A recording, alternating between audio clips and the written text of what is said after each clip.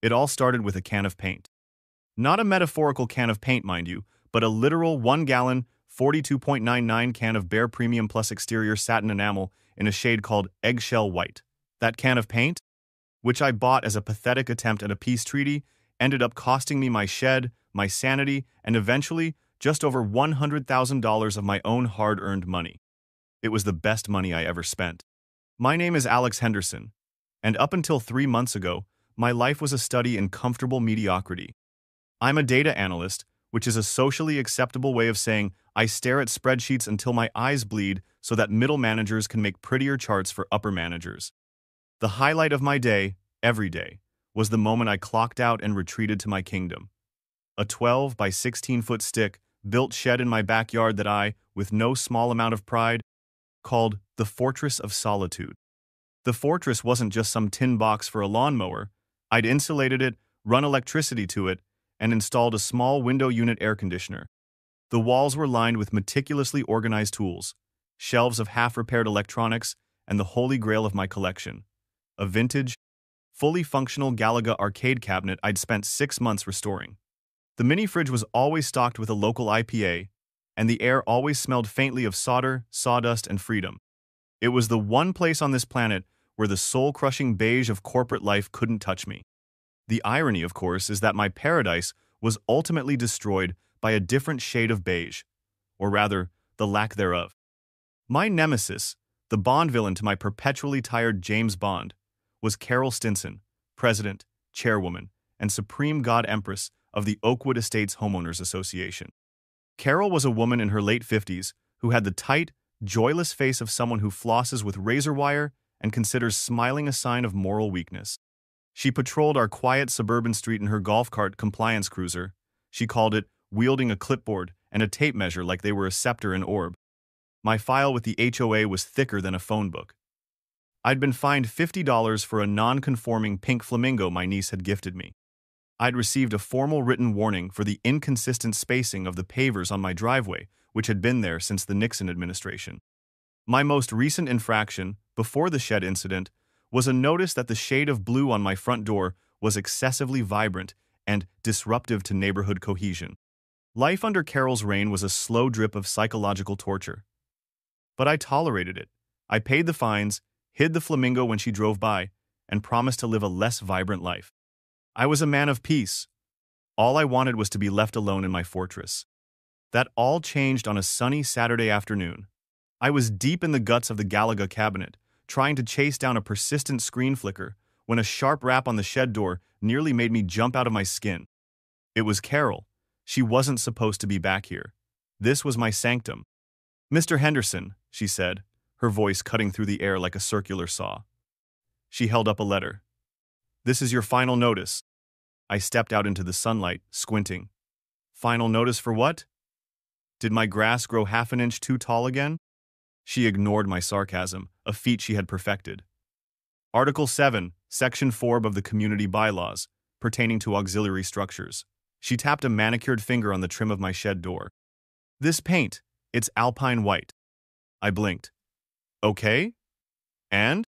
"The only approved white for exterior trim is eggshell white," she said, as if explaining gravity to a toddler. "This is a flagrant violation." I stared at the trim, then at her face, trying to detect any sign that this was a prank. There was none. Her face was a mask of smug righteousness. "Carol, are you kidding me? It's white. White is white. Who even cares?" "The bylaws care, Mr. Henderson," she snapped. "The previous notices, which you apparently ignored, specified that you had 30 days to remediate. That period has elapsed. You now have 14 days to rectify the situation." "Fine, I'll rectify." I threw my hands up in surrender. "I'll go to Home Depot right now. I'll buy a can of your stupid eggshell white. I'll repaint the whole damned thing if it'll make you happy." A thin, cruel smile touched her lips. "The deadline for simple remediation has passed. Rectify in this context means remove." The air left my lungs. "Remove it? You want me to tear down my shed? Over a coat of paint?" "The structure is non-compliant," she repeated, her eyes gleaming with the thrill of the kill. 14 days. I suggest you get started. Good day." She turned on her heel and marched away, leaving me standing in stunned silence. 14 days. She was insane. She had to be. She couldn't actually make me tear down my own building. I spent the next 13 days in a state of denial, punctuated by moments of pure rage. I consulted the HOA bylaws myself. Buried deep in the fine print was a vaguely worded clause about the association's right to remedy violations at the homeowner's expense, if warnings were ignored. It was outrageous, unenforceable, surely. This was America, right? A man's shed was his castle. On the 14th day, as a gesture of goodwill, I went to Home Depot and bought the can of eggshell white. I figured if she saw me making an effort, saw the can, saw my intent to comply, she'd back down. I was a fool, a naive, trusting fool. I came home from work that evening, the can of paint on my passenger seat like a white flag. I pulled into the driveway, grabbed the can, and walked around the side of the house. And then I stopped. My backyard looked like a hurricane had made a precision strike. Where my fortress of solitude had once stood, there was now a mangled pile of splintered plywood, shattered 2x4s, and the crushed, pathetic remains of my personal belongings. The air smelled of fresh-cut pine and devastation. My eyes scanned the wreckage, my mind refusing to process what I was seeing. My tools were scattered and broken. My workbench was a heap of scrap. And there, lying on its side with a spiderweb of cracks across its screen, was my Galaga machine. The joystick was snapped off. The vibrant alien sprites were gone, replaced by a dead, black void. They didn't just tear down a building, they had violated my sanctuary. They had taken a sledgehammer to my peace of mind. And for what? For a can of paint. In the middle of the carnage, staked into the wounded earth, was a small, professionally printed sign. It read, "Violation rectified. Oakwood Estates HOA." Something inside me didn't just break, it snapped. Clean in two. My desire for peace was gone, incinerated in the rubble of my shed. I dropped the can of eggshell white. It hit the grass with a dull thud. The war had begun. My first call, naturally, was to 911. I was somewhere between hyperventilating and a full-blown screaming rage. "Someone just demolished my shed! They came onto my property and destroyed it!" I yelled into the phone, probably sounding like a lunatic. 20 minutes later, a cruiser rolled up. Out stepped Officers Miller and Hanson. Miller was older, with a gut that strained the buttons of his uniform and a mustache that had seen things you wouldn't believe. Hanson was younger, fitter, and had the deeply weary expression of a man who had already dealt with 3 domestic disputes and a cat stuck in a tree that day. They walked into my backyard, surveyed the wreckage, and shared a look. It was a look I would come to know well, the official expression of, "Oh great, it's one of these calls." "So," Miller began, clicking his ballpoint pen, "you're saying someone came here and did this?" "Yes," I said, gesturing wildly at the pile. "She did it, Carol Stinson, the HOA president. She threatened to do it, and she did." As if summoned by the mere mention of her name, Carol herself came marching through my side gate, uninvited. She was wearing what I could only describe as victory slacks and was holding her sacred binder of bylaws. "Officers," she said with a serene, infuriating calm, "I can explain. Mr. Henderson was in egregious violation of community covenants." Officer Hanson sighed so hard I thought he might deflate. "Ma'am, let me get this straight. You hired people to come onto his private property and destroy his building?" "I did not," she corrected him, her tone dripping with condescension. "I hired a licensed and insured team to remove a non-compliant structure in accordance with the community covenants, which Mr. Henderson legally agreed to when he purchased his home. See?" She expertly flipped the binder open to a highlighted page. Article 7, Section 4. The association reserves the right to remedy violations at the homeowner's expense. It's all perfectly legal. I felt my blood pressure skyrocket. "Remedy? You demolished it. My stuff was in there, my tools, my arcade game? That's destruction of property. It's vandalism. Arrest her." Miller held up a hand. "Sir, calm down." He turned to Carol. "Ma'am, a neighborhood contract doesn't give you the right to bypass state law. You can't just go around demolishing people's property. It was on common use easement land according to our plat map," she lied, her face a mask of stone-cold confidence. "It was 10 feet from my back door," I screamed. Officer Hanson stepped between us. "Okay, that's enough. Look, sir, she's claiming she had a contractual right. Ma'am, he's claiming you destroyed thousands of dollars of his personal property. This is a civil matter. You're going to have to sue her. The words hit me like a splash of cold water. Sue her? That's it? She should be in handcuffs. There's nothing we can do here, Miller said, his voice flat. He clicked his pen shut. It was the sound of defeat. You can file a report down at the station if you want, for insurance purposes, but my advice is to get a lawyer. Carol, ever the victor, couldn't resist a final jab. And I will be filing a counterclaim for the cost of the demolition, she announced to the sky, plus a fine for your aggressive and unneighborly tone. They left. The two officers got back in their cruiser and drove away, leaving me alone in the graveyard of my happiness with the smirking architect of its destruction.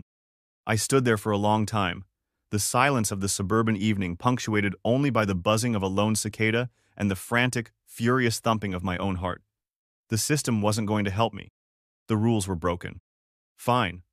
I would find new rules. That night, my kitchen table became a command center. My best friend, Dave, sat opposite me, looking at the bottle of whiskey between us with concern. Dave was a software engineer with a mind like a pinball machine. Ideas bounced around at high speed, rarely hitting anything of substance, but making a lot of noise in the process. Okay, deep breaths, he said, topping off my glass. This is bad. This is like biblical level bad. But we'll get her. We sue her into the Stone Age. We'll own that golf cart. The cop said it's a civil matter, I muttered, swirling the amber liquid. It'll take years. It'll cost a fortune in legal fees. And in the end, what do I get? 10 grand? Maybe 20? It's not about the money, Dave. You saw what she did. It's about the principle. It's about justice. Okay, justice. I like it. So forget suing, Dave said, leaning forward, his eyes gleaming. We go for psychological warfare, total asymmetrical combat. We sign her up for every mailing list known to man. Scientology, Cat of the Month clubs, AARP. We gift wrap dog crap and leave it on her porch. Dave. No, hear me out. We hire a guy on Fiverr to make prank calls from India. We swap her precious little Fifi with a much more aggressive, non-regulation poodle. I managed a small, bitter laugh. It's not enough. None of it is enough. She runs that HOA like her own personal fiefdom. Her power comes from that binder, from that title. I don't want to just annoy the queen, Dave. I want to burn her castle to the ground. I like the way you're thinking, he said, raising his glass. So how do we do it? How do we burn down a metaphorical castle? That was the question. I nursed my whiskey, the rage inside me cooling into something harder, colder, and far more dangerous. Vengeance. I needed a plan that was as methodical, as petty, and as devastatingly absolute as her attack on me. Later that night, long after Dave had gone home, I found myself in my home office, unable to sleep. Fueled by a potent cocktail of grief, rage, and cheap whiskey, I did the only thing I could think of. I started digging. I went to the Oakwood Estates HOA website, a terribly designed relic from the GeoCities era, and clicked on the Public Records tab. I was expecting nothing, maybe some poorly scanned meeting minutes, but what I found was a digital treasure trove of their own making. Budgets, expense reports, annual financial statements. It was all there, a testament to Carol's obsession with bureaucratic transparency, a trait I was about to turn into a weapon. I scrolled through the latest annual budget, my eyes glazing over line items like pool chemical rebalancing and petunia replanting initiative. It was all mind, numbingly dull. Until I saw it. One line item, tucked between legal retainer and holiday decorations fund. Mortgage payment, office property. 2. 315.44 month. I stopped. I read it again. Mortgage payment. They had a mortgage? On what? Then it hit me. The Oakwood Estates Community Center, the sad, double-wide, modular home that squatted near the subdivision entrance where Carol held her kangaroo court. That was their castle, and it was mortgaged. A jolt went through me, sharp and electric. I kept digging, my fingers flying across the keyboard. I found an older document, a financial disclosure from 6 years prior. And there it was, the name of the lender. It wasn't some huge, faceless national bank. It was a small, regional institution, Three Rivers Community Bank, Trust. My heart started beating faster. An idea, a truly insane, audacious, and beautiful idea, began to form in the dark, whiskey-soaked corners of my mind. It was a long shot. It was probably impossible. But it was there. I opened a new browser tab. My fingers hovered over the keyboard for a second, then typed out the search query that would change my life. Can an individual buy a commercial mortgage? The internet, in its infinite wisdom, answered. The answer, buried in articles about secondary debt markets and special-purpose vehicles, was a qualified, complicated, but definite yes. I leaned back in my chair, the glow of the monitor illuminating my face. I looked out my window into the darkness, in the direction of the sad little community center. Carol's castle had a mortgage, and I was going to buy it. I was going to become her landlord. And then, I was going to evict her. A slow, dangerous smile spread across my face. The war was about to get interesting. The next morning, I woke up with a whiskey headache and a purpose. The plan that had seemed so brilliant at 3 a.m. still felt brilliant in the harsh light of day, albeit terrifyingly so. My first step was obvious. If I was going to wage war, I needed a general. I needed a lawyer. I didn't go to some fancy downtown firm. I needed someone who understood petty squabbles, someone who lived in the trenches of human spite. My Google search for aggressive contract lawyer led me to a strip mall sandwiched between a nail salon and a vape shop. The sign on the door read, Melinda Chow, Esquire. Melinda's office was as no-nonsense as her website. The furniture was functional, the diplomas on the wall looked legitimate, and she had the tired, cynical eyes of a woman who had seen the absolute worst of humanity, usually over disputes involving property lines and barking dogs. She listened to my story about the shed with a look of profound boredom, tapping a pen against a yellow legal pad. Okay, Mr. Henderson, she said when I finished, her voice flat. It's a clear case of destruction of property with a likely breach of covenant on their part. We can file in small claims court. Best case, you get the value of the shed, maybe some minor punitive damages if the judge is feeling generous. My retainer for a case like that would be $5,000. I took a deep breath. No, you don't understand. I don't want to sue them for the shed. Melinda sighed, the sound of 1,000 wasted hours. You want to sue for emotional distress? It's a very high bar, Mr. Henderson. A judge isn't going to give you $1 million because you were attached to your garden shed. No, I said, leaning forward. I don't want to sue them at all. I want to buy their mortgage. The tapping of the pen stopped. Melinda slowly put the pen down on the pad. She leaned forward, her boredom vanishing like smoke, replaced by a sharp, predatory curiosity I hadn't seen before. Her eyes, which had been glazed over, were now laser-focused on me. Go on, she said, her voice a low purr. For the next 20 minutes, I laid it all out. My late-night research, the HOA's public financials, the name of the regional bank, the absurdity of a homeowners association having a mortgage on a glorified trailer. I explained my half-formed idea of buying the note, becoming their creditor, and then using their own bylaw-obsessed playbook against them. She listened intently, her expression shifting from skepticism to intrigue, and finally, to a wide, terrifying, shark-like grin. When I finished, she was silent for a long moment, looking at me as if seeing me for the first time. Mr. Henderson, she said, a new and dangerous energy in her voice. This is the most beautifully petty, gloriously over-the-top, and legally sound revenge scheme I have ever had the pleasure of hearing. I am so in. My God, I am so in. I felt a wave of relief. You think it can work? Work? She scoffed. If we're careful, we can dismantle them from the inside out, using nothing but their own arrogance and a few well-timed certified letters. It's magnificent. She was already grabbing a clean legal pad. Okay, first things first. We need to create a shell corporation. An LLC, something with a soul-crushingly boring name. Something that sounds like it's based in a filing cabinet in Delaware. No, wait, even better. Omaha. How does Midwest Property Solutions sound? Like the seventh circle of hell, I said. Perfect, she grinned. Let's get to work. While Melinda began birthing our corporate attack dog, I handled the next part of the plan, assembling my ground team. I needed an official estimate for the damages for the inevitable insurance claim, but I also needed an ally who understood the physical world. I called the number on a beat-up truck I'd seen around the neighborhood. Gus's contracting, no job too small, no HOA too annoying. Gus turned out to be a grizzled, no-nonsense man in his 60s with a handshake that could crush walnuts and a deep, abiding disdain for petty authority. He walked through the wreckage of my shed, his face grim, taking photos and making notes on a clipboard. Saw what happened, he grunted, kicking at a splintered 2x4.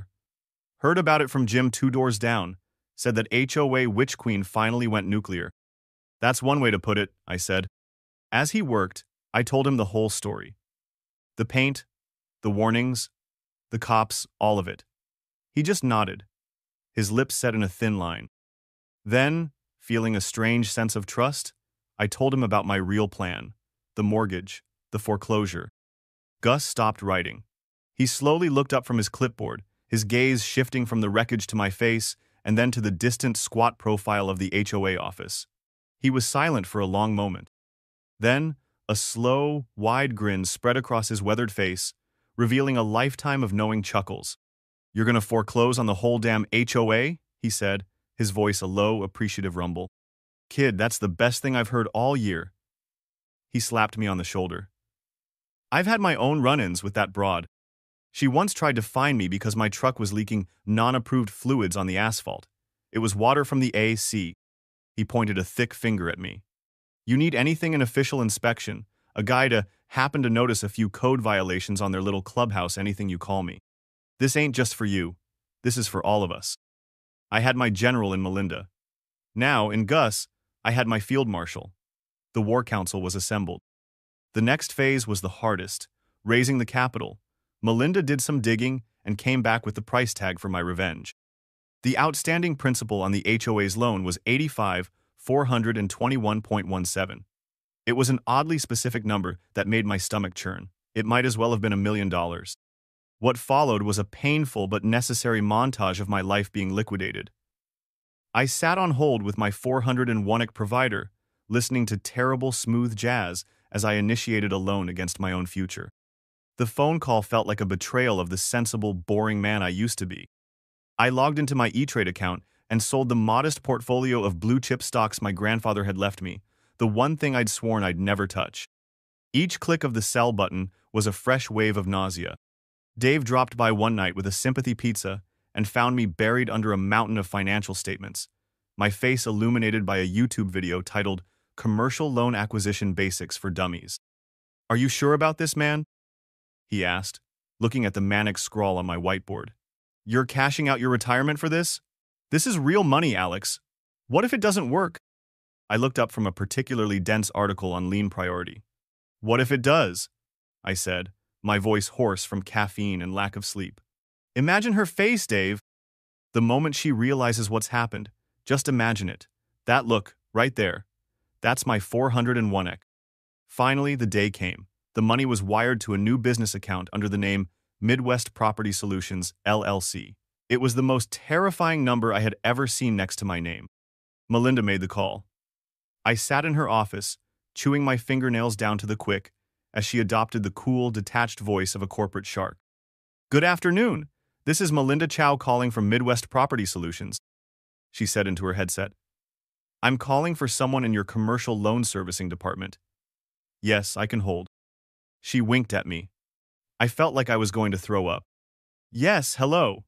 My client is a private equity firm interested in acquiring some of your smaller, seasoned commercial notes for our portfolio. I'm looking at one in particular. It's for Parcel 7B in the Oakwood Estates subdivision. That's correct, the Homeowners Association. Wonderful. My client is prepared to make an all-cash offer of $78,000 for the note, closing in 10 business days. We'll handle all the associated paperwork and legal fees. She listened for a moment, making a note.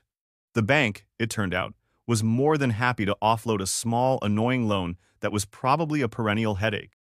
To them, it was just cleaning up the books. To me, it was the key to the entire kingdom. A week later, a legal courier delivered a thick, intimidating envelope to my front door. I opened it with trembling hands. Inside, on heavy legal paper, were the official, notarized documents. The original promissory note, signed 6 years ago by Carol Stinson herself. The deed of trust.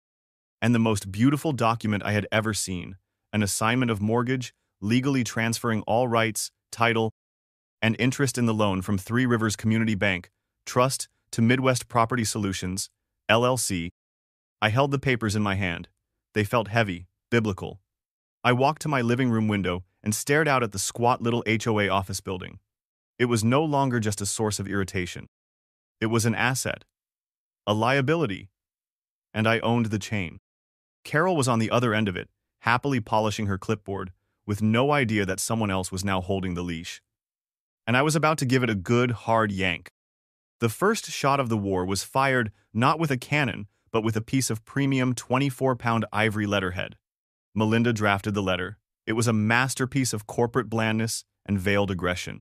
It was a simple, dry notice of assignment, informing the Oakwood Estates Homeowners Association that their mortgage had been sold and that all future payments should be directed to a P.O. box in Omaha, Nebraska, which we had rented for the occasion. The letterhead for Midwest Property Solutions was impeccably boring. The masterstroke was the final paragraph. As a courtesy, we wish to inform you that a review of your account indicates that your most recent payment was received two days after the contractual grace period. Per the terms of your original loan agreement, see Section 8C, a late fee in the amount of $75 has been assessed to your account. Your next statement will reflect this adjusted balance. A $75 late fee, I said, reading the draft in Melinda's office. A giddy, slightly unhinged laugh escaped my lips. It's so beautiful. It's like poetry. It's the exact kind of petty nonsense she would pull. We are going to be so by the book with these people, it'll make their heads spin, Melinda said, a predatory glint in her eye. We are going to out-bureaucrat the bureaucrats. We will drown them in the very paperwork they cherish. We sent the letter via certified mail, return receipt requested. The little green card came back a few days later, bearing Carol Stinson's arrogant, loopy signature. The beast had received our message. Now, we waited. My opportunity to conduct reconnaissance came a week later at the monthly HOA board meeting. I had never attended one before, considering it a form of self-flagellation I didn't deserve.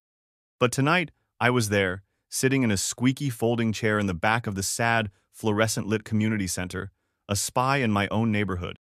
The meeting was as dreadful as I'd imagined. Carol presided over it like a dictator, shutting down a poor woman who had a question about the pool hours and spending 10 minutes dissecting the proper way to sort recyclables.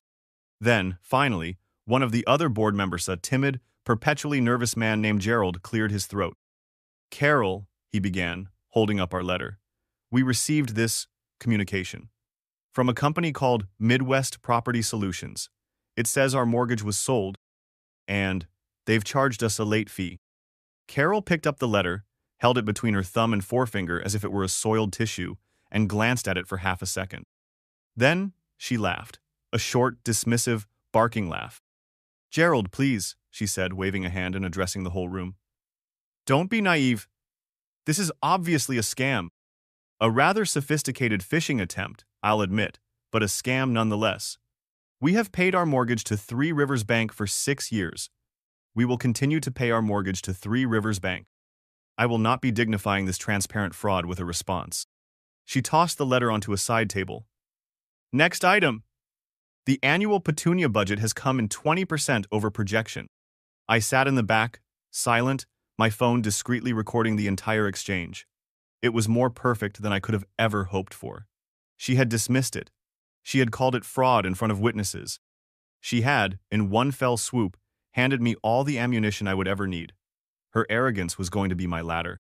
The next few weeks were a masterclass in weaponized bureaucracy. As expected, the HOA sent their next mortgage payment to the old bank. Three Rivers Bank, legally obligated to do so, promptly returned the check. The HOA, with Carol at the helm, did nothing. They didn't call the bank, they didn't call us, they just ignored it. On the first day after the grace period expired, Melinda sent the next letter, again via certified mail. This one was less friendly. Notice of default. It informed them that their payment was now 30 days past due and that, per the loan agreement, penalty interest was now accruing on the entire unpaid balance. Silence. It was time to escalate. I called Gus. Gus, it's Alex. I need an inspection. Be right there, kid, he said, and I could hear the grin in his voice. Gus showed up at the HOA Community Center the next day wearing a clean polo shirt with a fake property inspector logo he'd had a friend stitch on. He carried a clipboard and looked incredibly official. He spent an hour walking around the small building, peering at the foundation, tapping on the siding, and making meticulous notes. That afternoon, Melinda sent the third letter. Notice of breach of loan covenants. The letter informed them that a routine inspection by the new lien holder had revealed several violations of the loan agreement, which stipulated that the property must be maintained in good order to protect the lender's collateral. Gus's list was a work of art, a mirror image of the HOA's own petty tyranny. The fines included 100 for a crack in the public-facing walkway, trip hazard. Visty for weeds growing behind the central air conditioning unit, failure to maintain landscaping. 75 for a visibly flickering porch light, safety violation. And my personal favorite, 150 for the building's exterior paint being a faded and non-uniform shade of beige, diminishing the property's curb appeal. Each fine, the letter cheerfully explained, was being added to their total outstanding debt, which was, by the way, continuing to accrue penalty interest daily. The debt was now a living, breathing monster, growing larger every day in the darkness of their willful ignorance. We had a paper trail a mile long. We had proof of their negligence. We had them right where we wanted them. The trap was set. All that was left to do was spring it. The final push began on a Tuesday morning. Carol, clad in fluorescent pink Lululemon, was on her morning power walk, in the process of loudly berating a terrified-looking homeowner about the unapproved color of his seasonal door wreath. That's when a man in a rumpled suit stepped directly into her path. "Carol Stinson?" he asked, his voice flat and devoid of emotion. She stopped, annoyed at being interrupted mid-tyranny. "Yes?" she snapped. "You've been served," the man said, handing her a thick, ominous envelope. Carol snatched it from his hand. She tore it open, her eyes scanning the first page. I watched the whole scene from the driver's seat of my car, parked across the street, pretending to check my phone. I saw her face cycle through a series of beautiful, glorious emotions. First confusion, then haughty indignation, then a dawning flicker of panic, and finally, pure, sputtering rage. Her eyes shot up from the paper and locked directly onto mine. She knew. The document was a notice of trustee's sale. It was the official, legally filed notice of foreclosure. It stated that the property known as the Oakwood Estates Community Center would be sold at public auction on the steps of the county courthouse in 30 days' time to satisfy a delinquent debt. I raised the coffee cup in my hand, gave her a slight, polite nod, and put my car in drive. As I pulled away, I caught a glimpse of her in my rear-view mirror, standing frozen on the sidewalk, the notice fluttering in her hand. The Queen had just received her eviction notice. What followed was a beautiful, chaotic scramble. Melinda's phone started ringing off the hook. First, it was a panicked Carol, who Melinda politely informed that as she was not a representative of Midwest Property Solutions, she couldn't speak with her. Then, it was a blustering lawyer Carol had hired, who, after Melinda calmly emailed him the 2-inch thick file of certified letters, ignored notices, and video evidence, called back with a much more conciliatory tone. The lawyer's assessment was bleak, and Melinda took great pleasure in forwarding me the summary. They were, in legal terms, royally screwed. They had defaulted in every way imaginable. Their only option was to pay the entire outstanding balance, the original loan, the late fees, the violation penalties, the accrued penalty interest, plus our legal fees. The number was now well over $100,000. It was an impossible sum. So Carol, in her final desperate act of hubris, did the only thing she could think of. She called an emergency meeting of all homeowners, planning to levy a massive special assessment to pay for her own incompetence. She was going to try and make her subjects pay for her mistakes. It was the last mistake she would make as president. The community center was packed. The air was thick with anger and confusion. I stood in the back with Dave, who had brought popcorn. Carol, looking strained and 10 years older, stood at the podium. She tried to frame the situation as a hostile takeover by a predatory, faceless corporation from out of state. She explained, with much dramatic hand-wringing, that to save our community and protect our property values, the board was forced to levy an immediate, one-time special assessment of $10 per household, due in 15 days. The room erupted. People were yelling, shouting her down. It was glorious chaos. After letting the anger build to a fever pitch, I calmly walked to the front of the room. I was holding a single manila folder. "Carol," I said, my voice cutting through the noise, You're right about one thing. The company is called Midwest Property Solutions. I paused, letting every eye in the room fall on me. But it's not some faceless corporation from out of state. I smiled. I own it. A wave of shocked murmurs rippled through the crowd. Carol's face went white. And this didn't just happen. I continued, my voice steady and clear. This happened because for months, you ignored legal notices.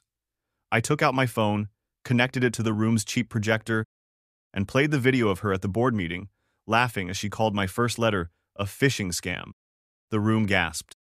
This happened because you were served with notices of default and breach of covenant, which you also ignored. This happened because you thought the rules didn't apply to you.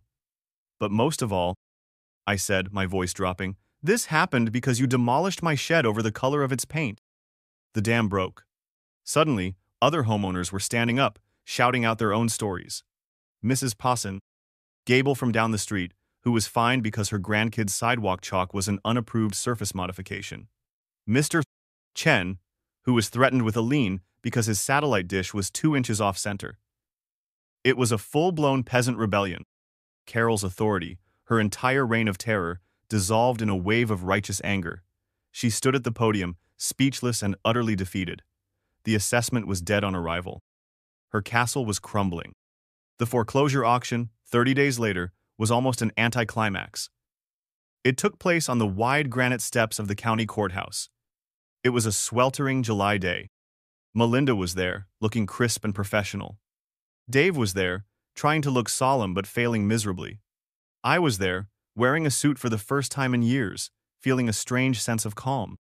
Across the steps, Carol and the perpetually shell-shocked Gerald stood alone. They looked haggard and small. An auctioneer with a booming voice read out the legal description of the property and the total outstanding debt. 102, 450, 3.14. We'll open the bidding at the debt amount from the primary lien holder, he announced. Do I have a bid? Melinda nudged me. That's you. It's called a credit bid. You just bid what they owe you. I cleared my throat. All those late nights, all that stress, all that money, it all came down to this. I bid, I said, my voice surprisingly firm, $102,450, $3.14. I have a credit bid of $102,450, 3.14, the auctioneer boomed. Are there any other bids? Any other interest in this fine commercial property? He looked around. Crickets. No one else was going to touch this sad little building with its mountain of legal baggage. Going once. Going twice. He raised his small wooden gavel. Sold? He yelled, banging it down. To the gentleman representing Midwest Property Solutions? Dave let out a whoop and slapped me on the back so hard I stumbled. Melinda shook my hand, a genuine, non-cynical smile on her face. I just looked across the steps at Carol. Her face was a hollow mask. She stared at me for a long, empty moment, then turned without a word and walked away, disappearing into the crowd. It was done. I owned her castle. The final act was the sweetest. A few days later, I drove to the community center. I wasn't alone. Gus came with me for moral support.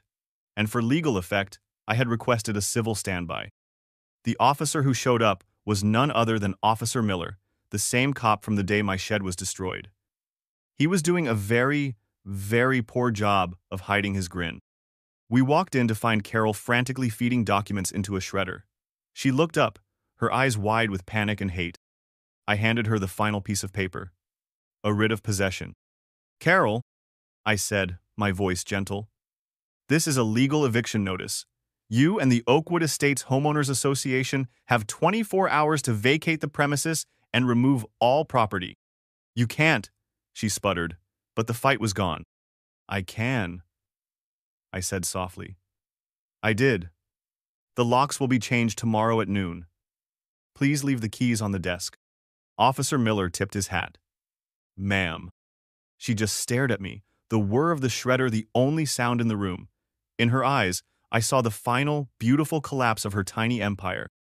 A few weeks later, I was standing in my backyard. The sun was shining, the air was filled with the smell of fresh-cut lumber.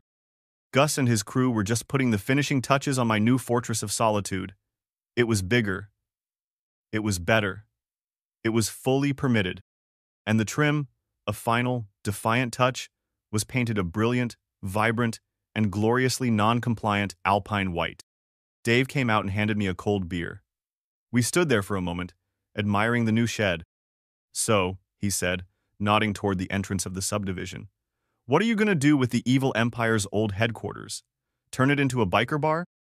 A rival HOA, but, like, a cool one with blackjack and hookers? I took a long sip of my beer and smiled. The for lease sign had gone up in the window of the old office that morning. My phone number was on the bottom. Nah, I said. I'm thinking of leasing it out. Got a call about it yesterday, actually. A nice lady, a lawyer, just starting her own practice, specializes in fighting for the little guy. Said she really, really hates bullies. I looked at my new gleaming shed, perfectly safe in my own backyard. Seemed like a perfect fit.